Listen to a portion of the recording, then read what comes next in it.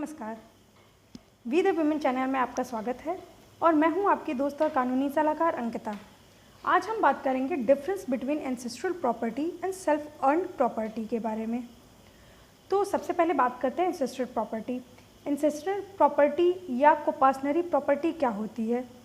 तो इसकी definition supreme court ने अशनूर सिंह वर्सेस हर्षदीप कौर के केस में दी थी, जिसके अनुसार कोर्ट ने यह बताया कि जो 3 जनरेशन ऊपर तक जो हिंदू अनडिवाइडेड फैमिली की प्रॉपर्टी होती है according to Hindu succession act 1956, इसी को कोपासनरी या एंसेस्ट्रल प्रॉपर्टी कही जाती है। 3 जनरेशन ऊपर एग्जाम्पल की तरह से हम समझते हैं कि जैसे मेरे ऊपर मेरे पिताजी के पिताजी यानी मेरे दादाजी, और मेरे दादाजी के पिताजी यानी मेरे परदादा के समय से जो हिंदू अनडिवाइडेड फैमिली की जो प्रॉपर्टी चली आ रही है, इसे ही कोपासनरी या एंसेस्ट्रल प्रॉपर्टी कहते हैं। जिसमें जो लास्ट वीडियो में मैंने सुप्रीम कोर्ट के जजमेंट का जिक्र किया था, जिसमें और लड़कियों को उनके एंसेस्ट्रल प्रॉपर्टी यानी कोपासनरी प्रॉपर्टी में बराबर का हक दिया गया था, यह अनडिवाइडेड प्रॉपर्टी के लिए लागू होती है। इसमें आपका हिस्सेदारी बराबर है, पर अगर आपने इसके पार्टीशन के बाद अपना हिस्सा लेके इस अनडिवाइडेड फैमिली की प्रॉपर्टी से अलग हो जाते हो तो वह आपकी सेल्फ एक्वायर्ड प्रॉपर्टी में आ जाती है। तो अब यहाँ से हम देखते हैं सेल्फ एक्वायर्ड प्रॉपर्टी क्या होती है। सेल्फ एक्वायर्ड प्रॉपर्टी वो होती है जो कि आपने अपनी मेहनत से बनाई हो, या एज अ लीगल हेयर यानी कानूनी उत्तराधिकारी होने के नाते आपको मिली हो, एज अ गिफ्ट मिली हो, या किसी वसीयत के रूप में आपको मिली हो। यह सारी चीज़ें सेल्फ एक्वायर्ड प्रॉपर्टी के अंदर आती हैं। अब अगर किसी पिता की मृत्यु हो जाती है तो इसका पार्टीशन किस तरह होगा ये हम समझते हैं। लेकिन सेल्फ एक्वायर्ड प्रॉपर्टी में एक बात जो नोटिसेबल है वह यह है कि अगर मृत्यु से पहले पिता ने अपनी वसीयत बनाई है तो यह पिता की इच्छा के अनुसार जिसे चाहे वह उसे अपनी वसीयत में नाम दे सकता है और पूरी प्रॉपर्टी दे सकता है। अगर मृत्यु बिना वसीयत के होती है तो ही पार्टीशन की बात आती है।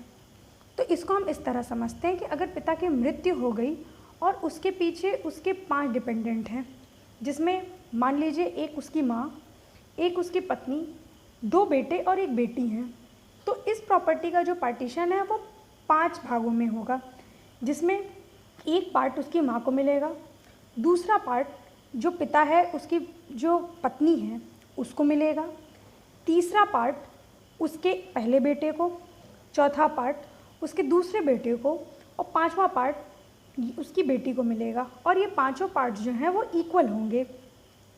अब इसको एक दूसरे एग्जाम्पल की तरह समझते हैं कि अगर किसी पिता की मृत्यु हो जाती है और उसके पीछे उसकी पत्नी और 2 बेटी 1 बेटा है, तो किस तरह इस प्रॉपर्टी का पार्टीशन होगा।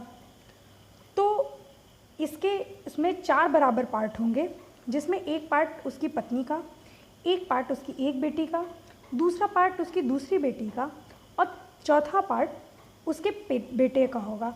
और ये चारों पार्ट जो हैं ये इक्वल होंगे, और जब ये चारों पार्ट बराबर रूप में बट जाएंगे तो यह इन चारों की अपनी सेल्फ एक्वायर्ड प्रॉपर्टी हो जाएगी।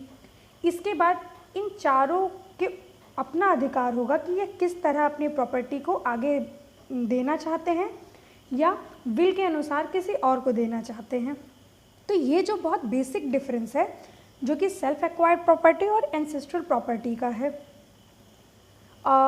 इसके डिटेल वर्जन भी हैं और डिटेल जब मैं हिंदू सक्सेशन एक्ट डिस्कस करूँगी तब बताऊँगी। मुझे अभी ऐसा लगता है एक चीज़ और हमें इसमें मेंशन करने की ज़रूरत है, वह यह है कि यूपी रेवेन्यू एक्ट 2006 में एक बहुत इम्पॉर्टेंट अमेंडमेंट किया गया है।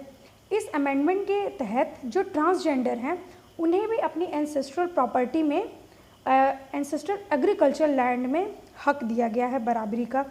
पहले इसमें जो टर्मिनोलॉजी थी वो सन ऑब्लिक डॉटर्स की थी और जेंडर स्पेसिफिक हो गई थी।